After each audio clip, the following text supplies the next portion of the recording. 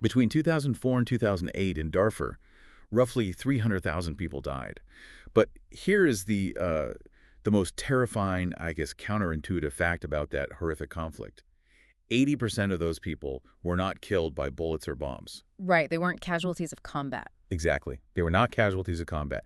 80% of those 300,000 human beings were killed by microscopic pathogens. It is a completely paradigm-shifting reality when you hear that. We are so conditioned to look at war zones and, we just see physical trauma as the primary threat. Yeah, you see the explosions, the rubble. Exactly. But when the infrastructure of a whole society collapses, when you lose the hospitals, the power grid, the clean water, the roads, the environment itself becomes lethal. Welcome to today's deep dive, and we are talking directly to you. You, the person who is intensely curious, the one who wants to understand the mechanics of the world without, drowning in a sea of information overload. We're so glad you're here. Our mission today is profound. We are going to extract the hidden architecture of how human beings survive the aftermath of the worst days imaginable. We're looking at exactly how medical professionals stop invisible killers, infectious diseases, from wiping out massive, vulnerable, displaced populations right after wars or natural disasters. And to do this, we are drawing on two incredibly foundational, highly detailed sources. The first is the World Health Organization's field manual. It's called Communicable Disease Control in Emergencies. Very heavy read. Oh, absolutely. And the second is a comprehensive textbook chapter titled Surveillance and Control of Communicable Disease in Conflicts and Disasters. And I want to be clear, these aren't casual reads. No, definitely not. They are the literal blueprints for saving lives when everything else has been destroyed. Okay, let's unpack this, because to really grasp the scale of what we're talking about, we have to look at the numbers. By the end of 2011, the global population of forcibly displaced persons was estimated at over 43.7 million. It's a staggering number. It really is. We're talking about refugees, asylum seekers, internally displaced persons. They're on the move, they're gathered in temporary camps, and they're uniquely vulnerable. Exactly. And within that massive population, you have the vulnerable, among the vulnerable, children, especially those under 5. Right. And women of reproductive age, who make up about 25% of displaced populations, with 1 in 5 likely to be pregnant at any given time. Wow. 1 in 5. Yeah. So when you have tens of thousands of traumatized people packed together without clean water or sanitation, you are looking at a ticking biological time bomb. So how do public health experts parachute into that exact scenario? Yeah. A chaotic, totally unpredictable environment, and engineer survival from scratch. Yeah. Because you can't fight an enemy you haven't mapped. Right. Which means the clock starts ticking the exact second the emergency happens. And the manual is absolute about this timeline. A rapid health assessment must be conducted within 1 week of the emergency. 1 week. So not a month. Not when things finally settle down. No, within 7 days. And the objective isn't to write a peer-reviewed academic study. The objective is simply to define the extent of the emergency, identify the main communicable disease threats, and figure out the immediate priority interventions. And you don't just send in a bunch of trauma surgeons, which I think is the Hollywood assumption, right? Like, get the surgeons in there. The team composition for this rapid assessment is actually highly specific, isn't it? Very specific, yeah. The core team typically consists of 4 roles. You need an epidemiologist, a nutritionist, a logistician, and a water and sanitation specialist. They're often referred to as a WASH expert, WASH. I find that fascinating. You literally need the person who tracks disease, the person who tracks calories, the person who tracks the trucks, and the person who keeps the drinking water completely separate from the human waste. It is the ultimate survival squad, and their immediate goals are fundamentally quantitative. They need demography, like how many people are we dealing with, what is the sex ratio, and most importantly, how many children under 5 are there? Because that specific demographic dictates a massive portion of the emergency response. Exactly. And then there's the mortality rate. This is where the math gets incredibly serious. What's fascinating here is how the entire definition of an emergency hinges on a very specific metric. It's called the crude mortality rate, or CMR. And this isn't just a basic count of dead bodies, right? No. It's a rate. It tells you how fast the population is dying relative to its total size. Let's break that down because the threshold for this is hauntingly precise. It is. The threshold for a severe emergency is a CMR of greater than 1 death per 10,000 people per day. Okay, 1 in 10,000 per day. Right. To put that in perspective, in a normal, stable situation in a developing country, that rate is about 0.6. In industrialized countries, it's about 0.3. But the exact moment you cross that 1 in 10,000 per day line, alarms are ringing. And for kids under 5, that margin is even tighter. Yes, the threshold for children under 5 is double. If more than 2 children out of every 10,000 die per day, you are in a severe emergency. And public health officials use this metric rigorously. So it's not just a guideline. Not at all. The acute emergency phase is only officially considered over when the daily CMR drops back down below that 1 in 10,000 threshold. Wait, I have to push back here because logistically this sounds impossible. Calculating a rate requires a numerator, the number of deaths, and a denominator, the total population. Right. If you're in a chaotic war zone where thousands of people are pouring over a border daily, how do you actually get that denominator?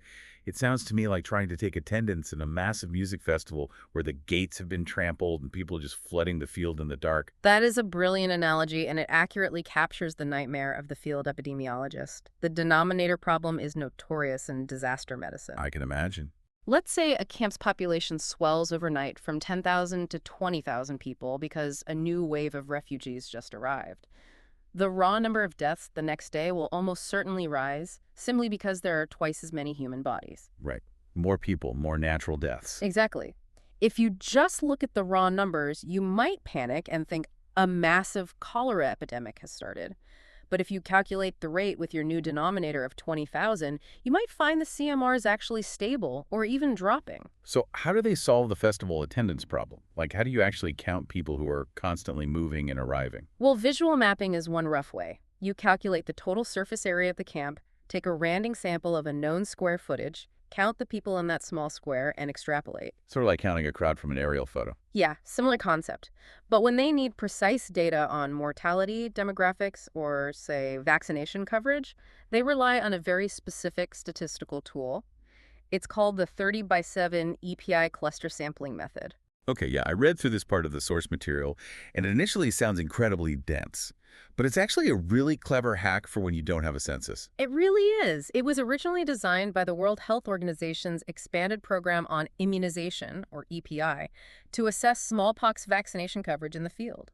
Oh, wow. So it has a long history. It does. It's designed specifically to produce representative, statistically significant samples, even if the total population size is a complete mystery. So walk me through exactly what this looks like on the ground. Let's say you and I are dropped into a massive, sprawling refugee camp on day 3. Mud everywhere, tents as far as the eye can see. How do we do a 30x7? Okay, so it's a 2-stage process. Stage 1 is selecting the clusters. First, we visually divide the camp into distinct, manageable sections. Maybe we use natural landmarks like a river, a road, a massive tree. Just to break it up visually. Right. And we estimate the rough population of each section to get a cumulative total. Let's say our rough guess for the whole camp is 9,300 people. Okay, 9,300. Now, we need 30 clusters.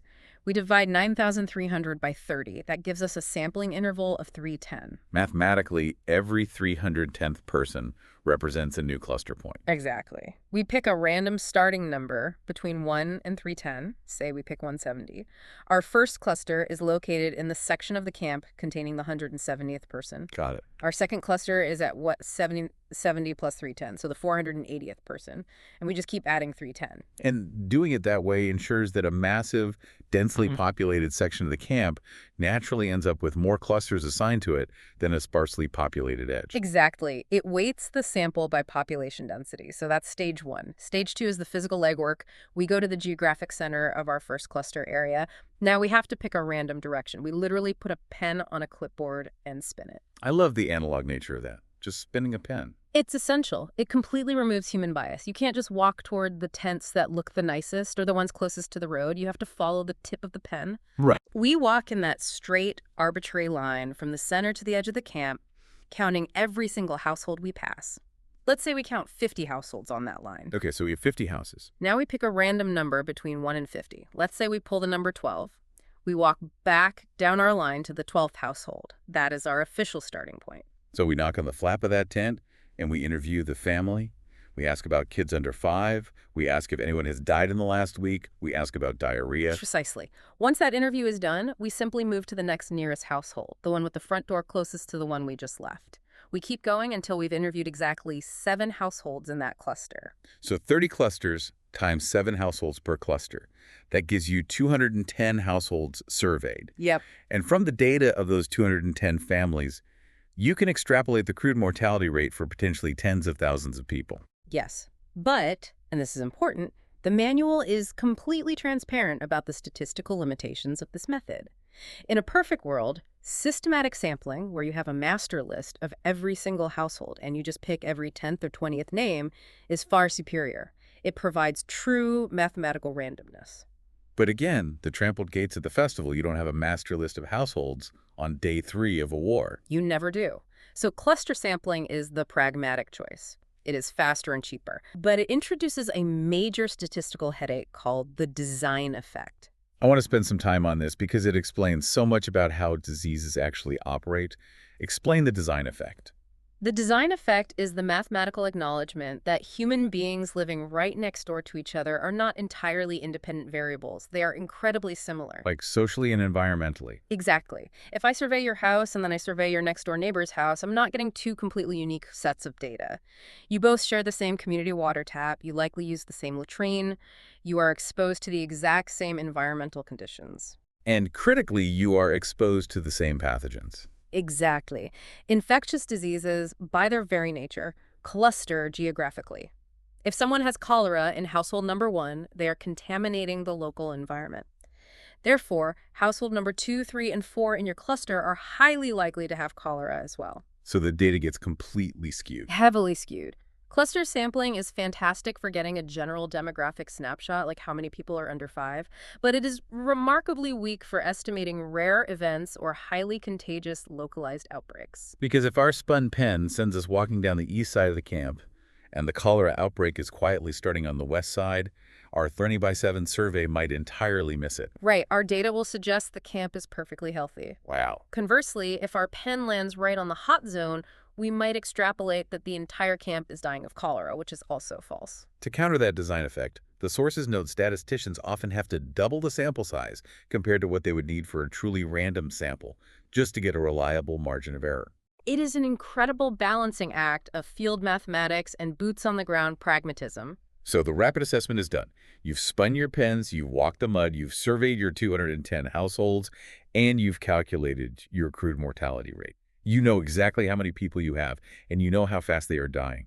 Now, you have to physically place these human beings somewhere. Right, the logistics of shelter. Exactly. We move from abstract clipboard data to physical dirt and water.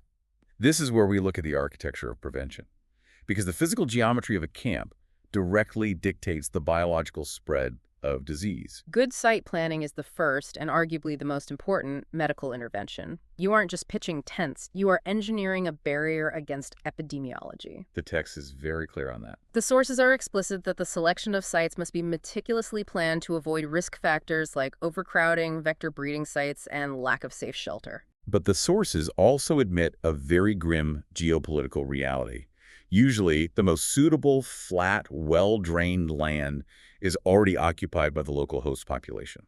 I mean, they aren't going to give up their best farmland. Of course not. So refugees and displaced people are frequently pushed to the absolute least desirable, most problematic areas of a country. Which is why the site selection criteria in the WHO manual are so stringent. They are actively trying to compensate for that marginal land.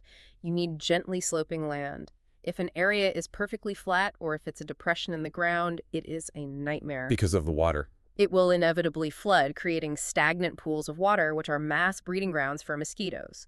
You need to be far away from marshy areas. You must have access to a year-round water supply that won't dry up in the summer. And obviously you need security, keeping a very safe distance from front lines or contested national borders. And once you have the land, there is a strict spatial math that dictates exactly how people are arranged. The master plan of the camp is based on absolute minimal spatial requirements. For collective camp activities, which includes the dirt roads, fire breaks to stop tents from burning down in a chain reaction, schools, markets, and health centers, you need 30 square meters per person. Okay, 30 square meters. And for the actual shelter space itself? The absolute minimum is 3.5 square meters per person. I want to anchor that to reality for a second. If you are listening to this right now, visualize your bedroom. A typical small bedroom is maybe 10 feet by 10 feet. That's about 9 square meters. According to these survival metrics, you would be sharing your small bedroom with nearly 3 other people. Yes. And you don't leave. That is your entire private universe for months, maybe years. It is incredibly tight living. It is. And if you are in a cold climate where people have to cook indoors using stoves, the source bumps that up slightly to 4.5 to 5.5 square meters, just to mitigate the massive risk of respiratory infections and severe burns from overcrowding. And you don't just throw thousands of these tiny blocks into a field randomly. There's a hierarchy, like the nesting dolls of a refugee camp. Let's walk through the structure. It's designed to create a manageable social and administrative framework. The basic unit is the family, which the manual defines as 4 to 6 people. Go ahead. 16 families make up a community, that's about 80 people. 16 communities form a block, which is 12,250 people. 4 blocks make up a sector, that's 5,000 people. And finally, 4 sectors constitute a full camp of 20,000 people. You are literally building a medium-sized town overnight, entirely out of a mathematical formula. Literally. And every single one of those 20,000 people needs one thing above all else. You could argue that in a disaster zone, water is the ultimate medicine. Without question. The provision of safe water is the bedrock of disease control. But the first objective is actually volume, not purity. As the manual clearly states, having sufficient water of low quality is better than having very little water of high quality. Why is that? I think most people would assume purity is number one. Because the absolute minimum survival rate in extreme situations is 7 liters per person per day. But 7 liters only prevents death by dehydration. It's barely enough to drink and cook a small amount of food. It does absolutely nothing to prevent the spread of diseases. Right, because with just 7 liters, you aren't washing your hands after using the latrine. You aren't washing your clothes. You aren't bathing. Exactly. Which is why the target to actually prevent epidemics is 20 liters per person per day. That volume allows for drinking, cooking, laundry, and the personal hygiene that is critical for stopping the fecal-oral transmission of diseases like cholera, dysentery, and typhoid. I have to challenge the logistics on this. 20 liters is roughly 5 gallons. If you have a camp of 20,000 people and every person needs 20 liters, that is 400,000 liters of water every single day. Yes. In an environment where the roads are destroyed and the power grid is down, how is it physically possible to source and transport nearly 500,000 liters of water daily? It is one of the most grueling logistical challenges in the world. You can't truck in 400,000 liters indefinitely. The fuel costs and vehicle breakdowns will bankrupt the operation in weeks. So you have to find it on site. You have to tap into local groundwater. The BOUH experts immediately deploy drilling rigs to tap into aquifers, setting up massive elevated rubber bladders, they're often called onion tanks, to store the water, and running miles of PVC piping to gravity-fed tap stands spread throughout the sectors. So they build an entirely new municipal water grid right there in the dirt. But once you secure that massive volume, you have to clean it. And the WHO water quality guidelines in emergencies focus heavily on biological quality over chemical quality. Heavy metals or trace minerals, those are a long-term problem. Bacteria will kill people tomorrow. Good point. The most critical metric is fecal coliforms, bacteria originating directly from human or animal feces.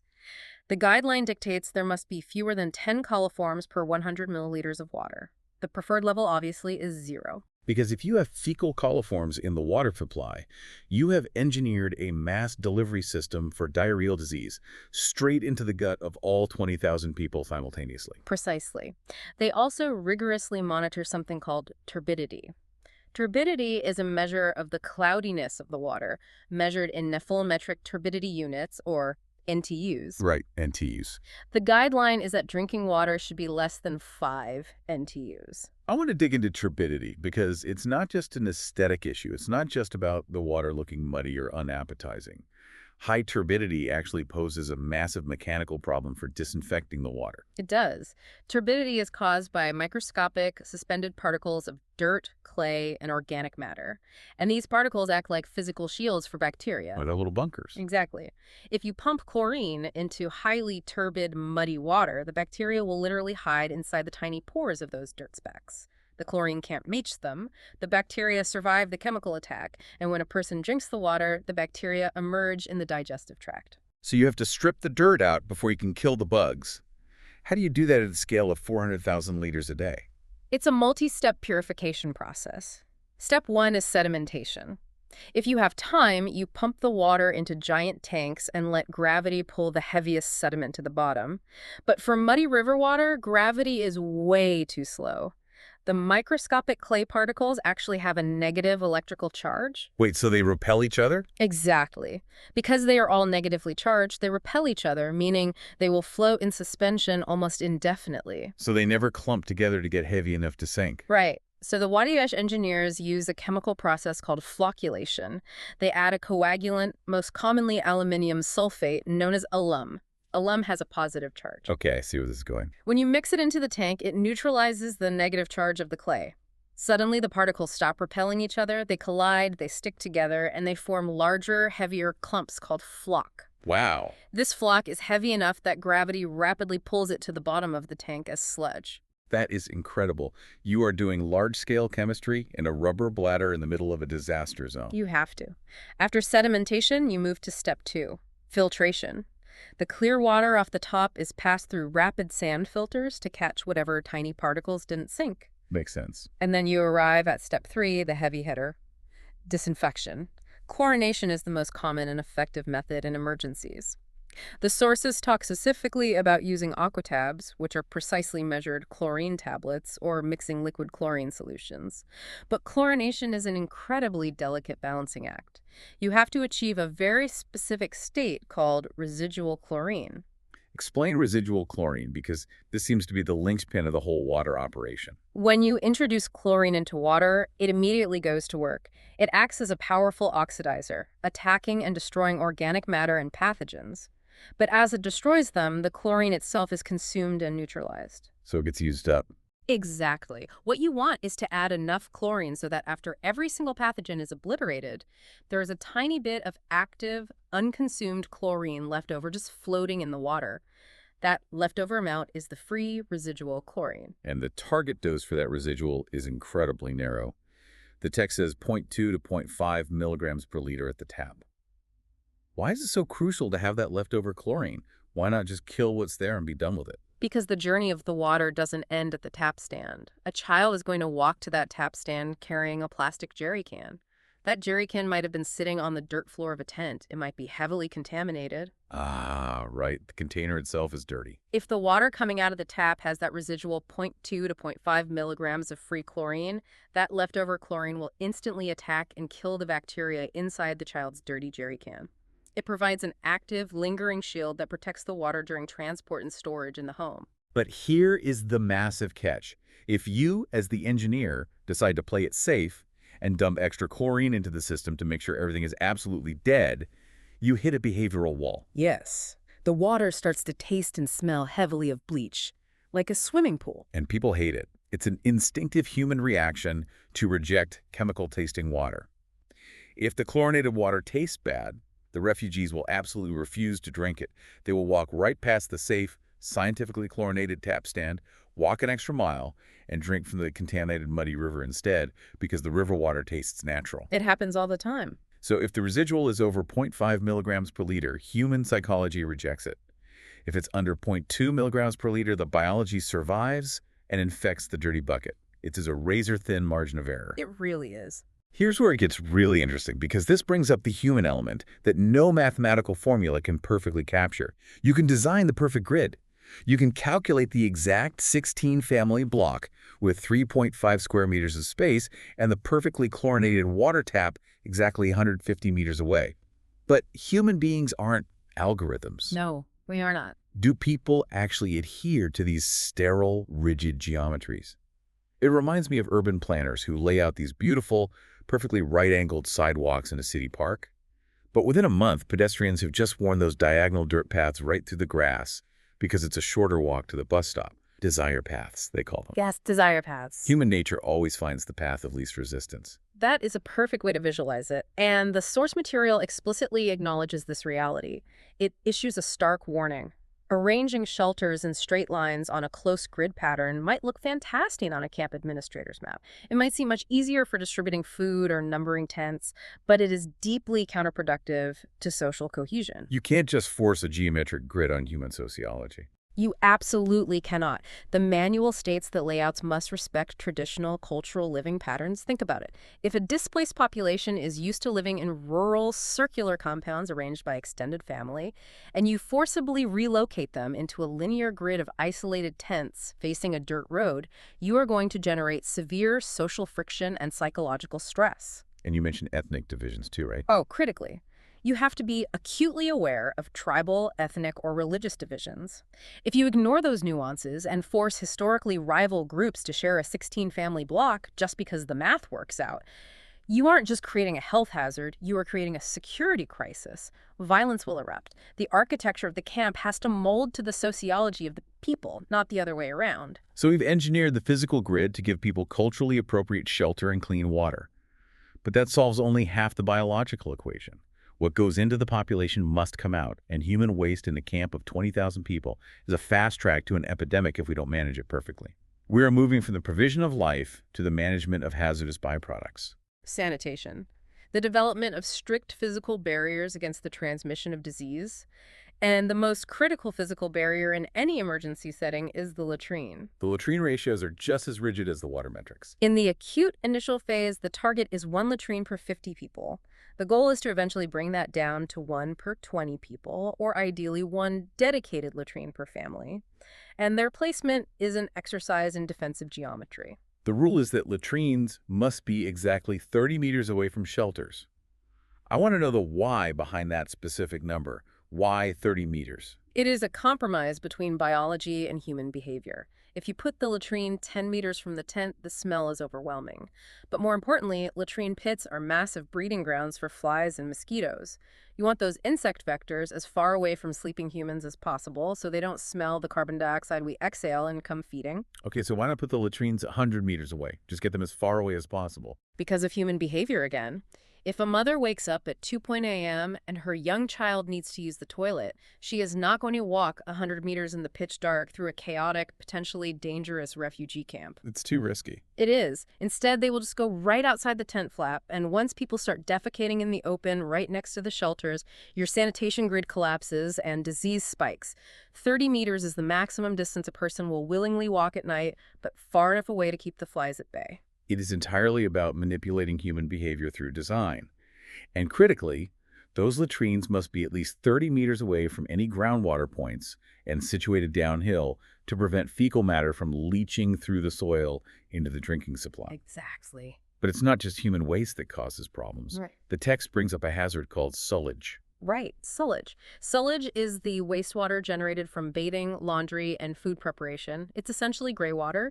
It doesn't contain the immediate fecal pathogens of raw sewage, so people often ignore it. Because it just looks like soapy water? Exactly. But if sullage is allowed to just pool on the ground around the tap stands or shower blocks, it creates expansive, muddy, stagnant bogs. And those bogs are the perfect breeding ground for disease vectors. Specifically, the Culex mosquito.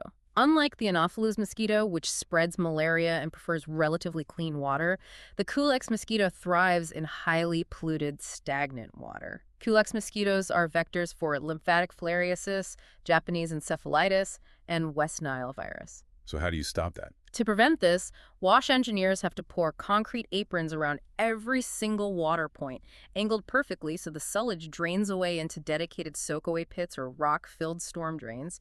You are in a constant, relentless fight to keep the environment totally dry. And then you have the medical waste. You have field clinics dealing with trauma, vaccinations, surgeries, childbirth. That requires immediate, localized incineration. Needles, scalpels, and tissues stained with body fluids cannot just be thrown in a communal pit. They carry bloodborne viruses like HIV, hepatitis B and C, and potentially highly lethal viral hemorrhagic fevers. So they build incinerators. The manual advises a brutally simple but effective solution.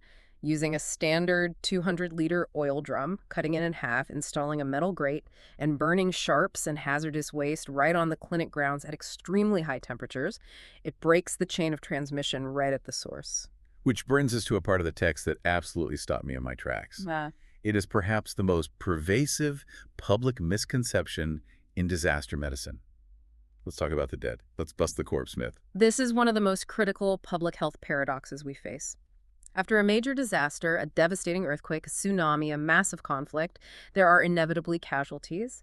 And almost universally, the media, local authorities, and the surviving public panic about the dead bodies scattered in the rubble. There is this overwhelming, visceral fear that the corpses are going to spontaneously generate a massive epidemic. We've all seen the news footage. The panic sets in. You see local authorities commandeering bulldozers, hastily pushing bodies into massive trench graves. They pour chemicals over the dirt. It's horrific and chaotic. It is. Let's put ourselves in that scene. Imagine a public health official arriving at an earthquake zone on day 2. The local mayor is terrified, pointing at the bodies in the street, yelling to get the bulldozers running before cholera breaks out. What does the epidemiologist say? The epidemiologist has to step in front of the bulldozer and say, stop. Because the biological reality, as the textbook explicitly states, is that dead bodies generally pose little to no risk to the public. Let me repeat that for the listener, because it goes against every disaster movie and panic news report we've ever consumed. Dead bodies do not generally start epidemics. Why? Walk me through the actual biology. It comes down to the biology of pathogens. Most of the disease-causing microorganisms that trigger major epidemics, like the bacteria that cause cholera or typhoid, or the viruses that cause measles, they require a living host to survive and multiply. They are evolutionarily adapted to thrive in the specific core body temperature, the continuous blood flow, and the precise pH balance of a living human. When a person dies, their core body temperature rapidly drops. Circulation ceases. The internal environment becomes highly acidic and entirely hostile to the pathogens that killed them. So the pathogens just die. The epidemic-causing organisms simply die off within hours. The quote from the text is striking. The diseased living are infinitely more dangerous because they are actively multiplying and transmitting microbes.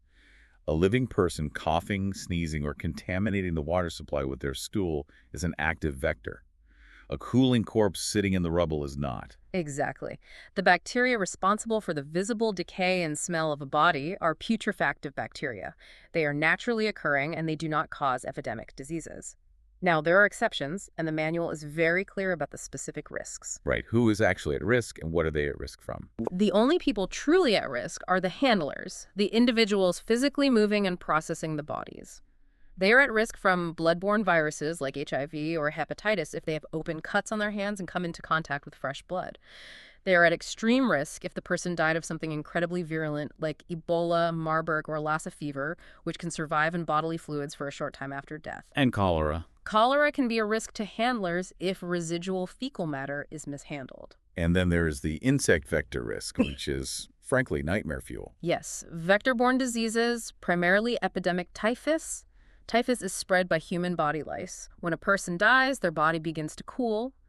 The lice, which rely on the warmth of the host, realize their environment is rapidly dropping in temperature. To survive, the lice immediately abandon the cooling corpse to look for a new warm host. If a handler picks up that body, the infected lice will rapidly migrate off the corpse and onto the handler's arms and clothing. That is why bodies of known typhus victims have to be bagged immediately in heavy plastic and ideally treated with a powerful insecticide dust before they are moved. But aside from those specific localized handling risks, the bodies sitting in the rubble do not threaten the municipal water supply with a massive plague.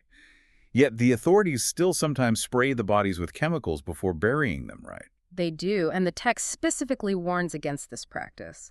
Often, panicked authorities will spray corpses or mass graves with chloride of lime, thinking it's sanitizing the area and killing the plague. The manual states this is a useless hazard. Useless. Completely. Chloride of lime rapidly neutralizes in the open environment. It does absolutely nothing to prevent disease.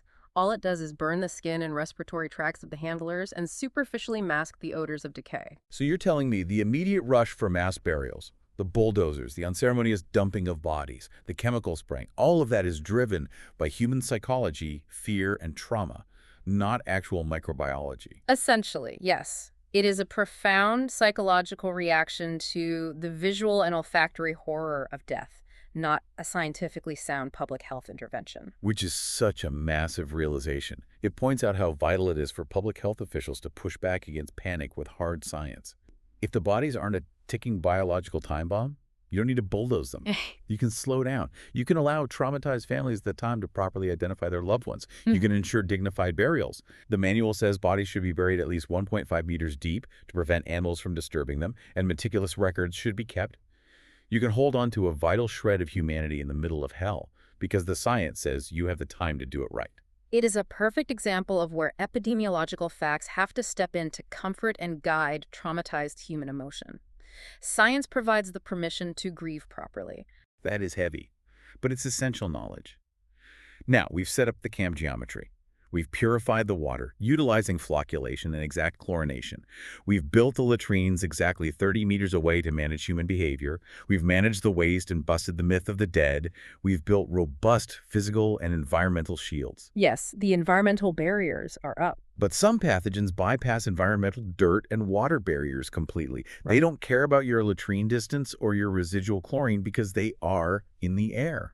To stop highly contagious airborne killers, the defense must transition from environmental to biological. And in the realm of humanitarian emergencies, one biological threat stands head and shoulders above the rest: measles.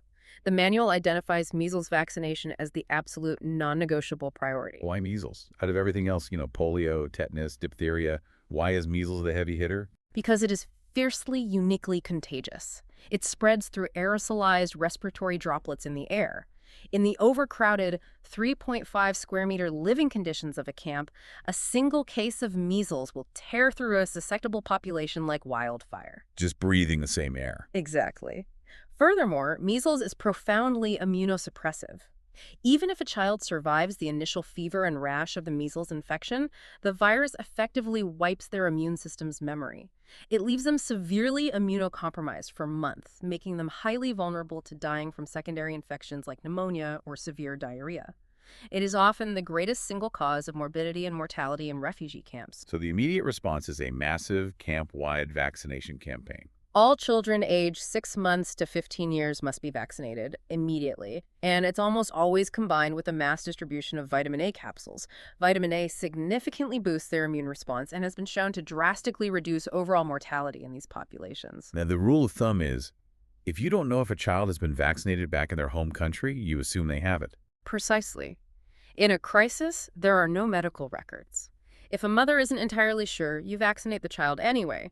A second dose of the measles vaccine won't harm them, but missing a single vulnerable child could be the spark that ignites a camp-wide epidemic.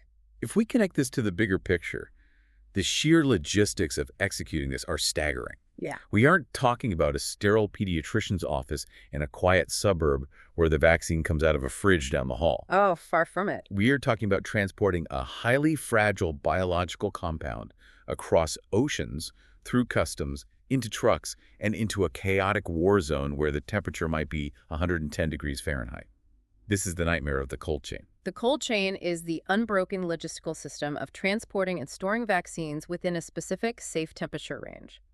It has to be maintained from the exact moment the vial leaves the manufacturing plant in Europe or India all the way through the supply chain to the exact moment the liquid is injected into a child's arm in a desert camp. And that temperature range is brutally narrow. For most vaccines, including the freeze-dried measles vaccine, they must be kept strictly between +2 degrees Celsius and +8 degrees Celsius. That's roughly 35 to 46 degrees Fahrenheit. Let's use an analogy here because it highlights the fragility. Think of a live attenuated vaccine not as a chemical, but as a fragile, hibernating animal. That's a good way to look at it. Right, so if the temperature gets too warm, if you leave it sitting on a table in the sun, the virus wakes up too early, burns through its microscopic energy, and dies before it ever reaches the patient's immune system. But if it gets too cold, if it accidentally freezes, the water inside forms ice crystals. Those ice crystals act like microscopic daggers that physically shred the viral envelope, destroying it entirely. That is an excellent way to visualize it. You are walking a tightrope between heat death and freezing destruction, and the vulnerability increases exponentially at the very end of the chain. Because they have to be mixed. Right. Many vaccines, like measles, arrive freeze-dried in a powder form to increase their shelf life. To actually inject them, the nurse has to mix that powder with a specific liquid called a diluent to reconstitute it. Once reconstituted, that vaccine loses its stability. It becomes highly sensitive to heat and must be used immediately, usually within a few hours, or it must be thrown away. The rules around the diluent blew my mind when I read the source. I assumed it was just sterile saline water. You can't just use any liquid, right? Absolutely not. Each vaccine has a specific diluent that is chemically formulated and pH balanced by that exact manufacturer. You cannot swap a measles diluent manufactured by Company A with a freeze-dried measles vaccine manufactured by Company B. They have to match perfectly. Furthermore, while the freeze-dried powder vaccine itself can occasionally handle being frozen without damage, the diluent must never be frozen. Because the diluent is liquid stored in a small glass vial. Exactly. If the diluent freezes during transport, the liquid expands. The glass vial will develop microscopic, invisible hairline cracks. If a vial has a microcrack, the sterility of the diluent is entirely compromised.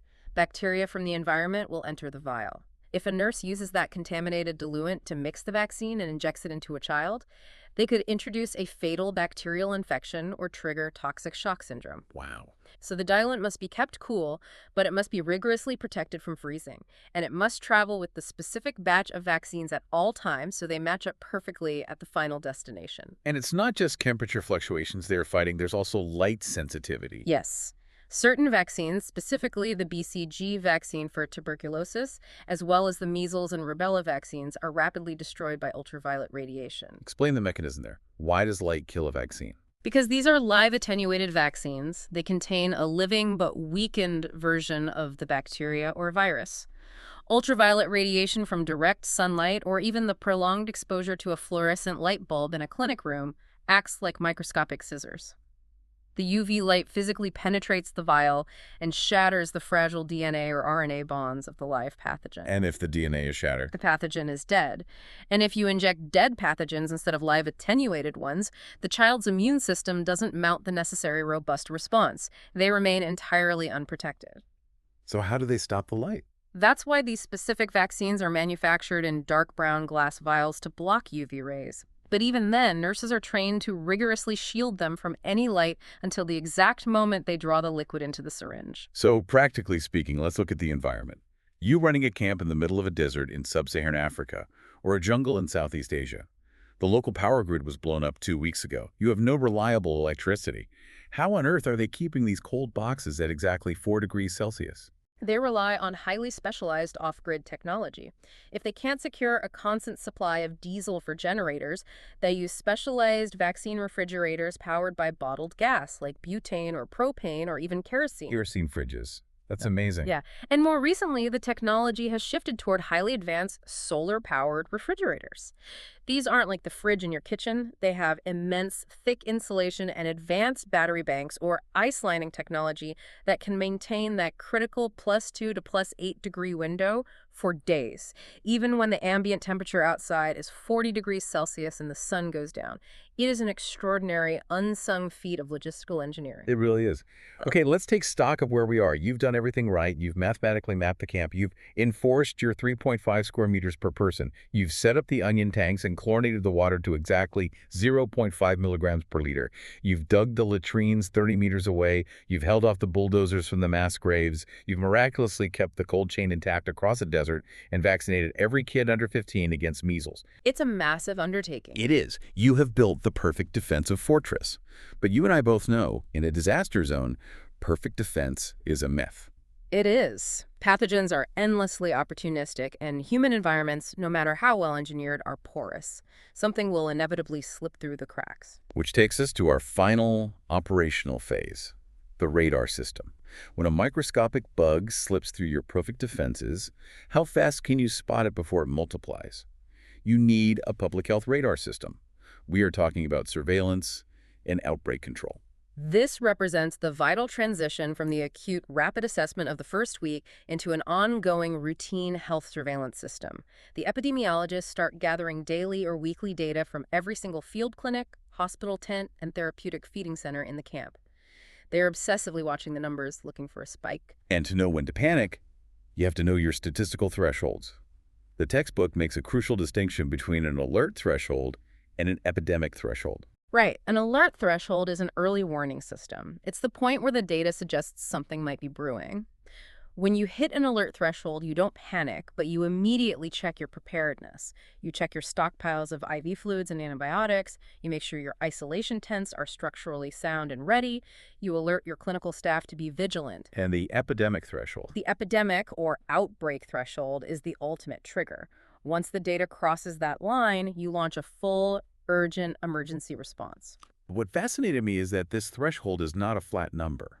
It varies wildly depending on the biology of the specific disease. Extremely so. For a disease like malaria in an area where it is already highly endemic, or for typhoid, the threshold might be relatively high. The local population expects a certain baseline number of cases every month. So the epidemiologists only trigger an outbreak response if the current numbers significantly exceed that historical baseline for that specific time of year. But then there are the zero-tolerance pathogens, the ones that terrify the experts. Yes. For diseases with massive epidemic potential, extreme lethality, or no natural presence in the area, diseases like cholera, Ebola, yellow fever, plague, or epidemic typhus, the threshold is exactly 1. A single confirmed case triggers a massive, immediate, camp-wide outbreak response. 1 case is an epidemic. Because with cholera, 1 case today means 10 tomorrow, 100 the next day, and 1,000 by the weekend. It multiplies exponentially. But here is the rub. To say you have 1 case of cholera, you had to know exactly what you were looking at. And if the regional hospital laboratory was destroyed in the earthquake, you don't have fancy blood tests or stool cultures available. This is where case definitions become the most important conceptual tool in the epidemiologist's kit. A case definition is a strict, standardized set of clinical criteria used to decide if a patient has a specific disease. Okay, so it standardizes the diagnosis. Exactly. Think about it. If every doctor from 5 different international NGOs in the camp uses their own different personal medical definition for what constitutes diarrhea, your surveillance data becomes complete noise. Dr. A might log it after 3 loose stools. Dr. B might wait until there is severe dehydration. You cannot track the trajectory of an outbreak with noisy, subjective data. The textbook outlines 3 distinct levels of classification for a case when you are dealing with these definitions in the field. Correct. First, you have a suspected case. This is based entirely on clinical signs and symptoms observed by the doctor. For example, the standardized case definition for suspected cholera might be severe dehydration or death from acute watery diarrhea in any patient aged 5 years or more. So no lab needed, just the symptoms. Right. Second, you have a probable case. This is a suspected case that also has a clear, provable epidemiological link. For instance, the patient has the severe acute watery diarrhea, and they share a tent with someone who was already diagnosed with cholera last week. Because the link makes it highly likely. Yes. And finally, you have a confirmed case. This requires definitive, irrefutable laboratory proof. You took a stool or blood sample, managed to transport it to a functioning reference lab in the capital city, and they successfully grew the cholera bacteria in a petri dish or identified the viral RNA. So in the chaotic environment of a field hospital, early in an outbreak, you are almost exclusively dealing with suspected and probable cases. But the rule is, you treat them and you track them as if they are confirmed until proven otherwise. You don't wait for the lab. Exactly. Time is of the essence. And to track them efficiently, field epidemiologists use incredibly robust digital tools.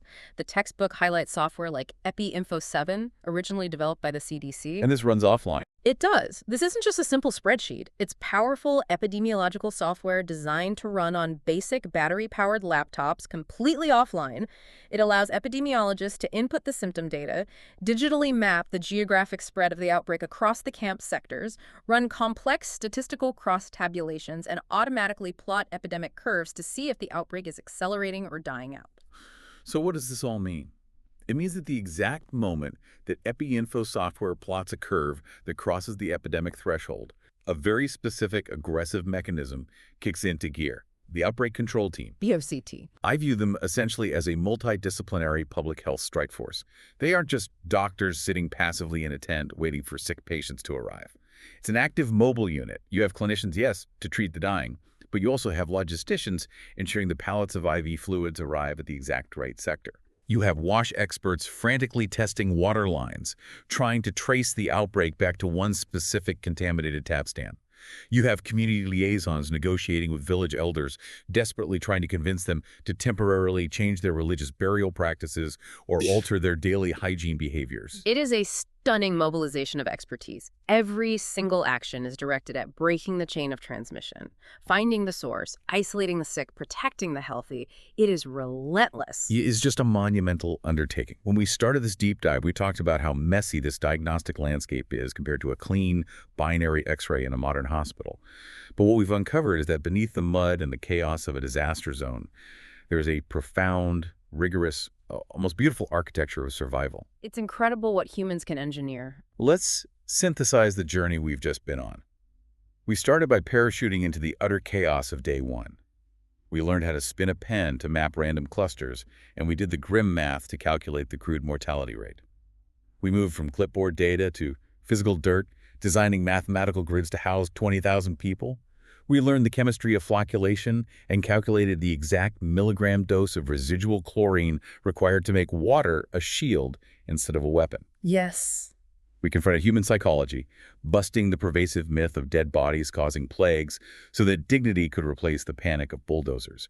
We marveled at the miraculous, fragile logistics of the vaccine cold chain, protecting live viruses from sunlight and freezing diluents while racing across deserts. And finally, we looked at the radar system, the rigorous case definitions, and statistical thresholds that trigger the rapid response of the outbreak control team. It is a masterclass in human resilience, entirely engineered through applied science.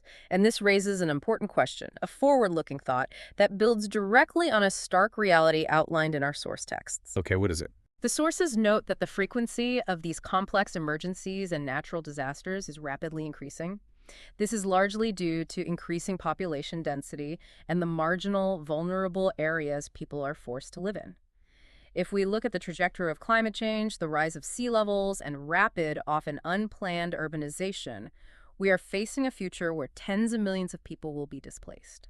Scary thought. It is. Not just temporarily displaced by a sudden, localized war, but permanently displaced by shifting climate zones and uninhabitable coastlines. Right. They aren't going to go back home in 6 months because home might be permanently underwater or turn into an arid desert. Precisely. So the temporary refugee camps we've been discussing today, these 20,000-person sectors built on strict 3.5 square meters per person grids, entirely dependent on engineered water and sanitation, they might not be temporary anymore. These emergency field manuals, with their strict rules on water chlorination, spatial geometry, and active disease surveillance, might soon become the foundational blueprints for how we design, build, and manage the permanent cities of the future. The temporary mud-soaked refugee camp we've studied today might very well be the precursor to the climate-resilient megacity of tomorrow. The harsh lessons learned in the chaos of disaster zones will likely be the exact rules that keep the future of humanity alive. That is a staggering thought to leave on. Blueprints for tomorrow's megacities are being written right now in the emergency tents of today. To you, the listener, the next time you turn on your kitchen tap and clean, safe water effortlessly comes out, or you walk out your front door and don't have to worry about where the waste goes, take a second. Really think about it. Visualize the 30-meter latrine rules. Visualize the microscopic chlorine fighting off bacteria. Think about the massive invisible infrastructure keeping your own city safe from the pathogens that took 80% of the lives in Darfur. Think about the math, the engineering, and the surveillance that constantly stands between you and the invisible world. You are protected right now by a system built on these very principles. It's easy to take for granted. It really is. Thanks for joining us on this shortcut to being well-informed. Keep asking the hard questions, keep looking past the surface of the world around you, and we'll see you on the next deep dive.